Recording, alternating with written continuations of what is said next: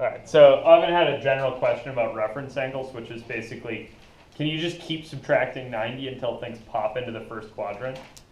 And the answer is sort of, but probably not.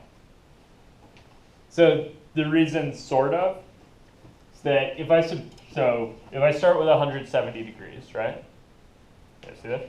So if I subtract 90 from this, where do I end up? 80. I end up at 80 degrees, right? Which looks like this. Yeah. And my issue here is that I've kind of interchanged the roles of x and y.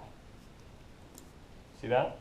Like here the y is little, and the x is big. And here the x is little, and the y is big. Can you use this thing as a reference to find the coordinates here? Yeah, absolutely. That's the kind of ish, right? But you're going to have to remember to switch them. Okay. The book's reference angle for 170 degrees would be what? Would be 10 degrees. You guys see that? Because basically, this thing looks the most like a 10-degree angle. That would be this. You guys see that? So the reference angle thing is about reflecting until it gets into the first quadrant, not rotating until it gets into the first quadrant. Cool? That said, you can do this. Like, this will work. It's not what the book would call a reference angle. It's not what other people would probably call a reference angle. And it wouldn't be right But on the test. you can use it as a reference, and I'm not going to ever ask you specifically which angle is the reference angle. I'll just ask you to give me the sine or cosine or whatever. Okay, see that? Questions, concerns, deals on that? Okay. But you can leave it just like that and solve for sine, cosine, and just use. I didn't really ask a question, right? Oh, okay, yeah. So yeah, one of the questions for this thing might be something like, use a reference angle to find sine of 170 degrees, right?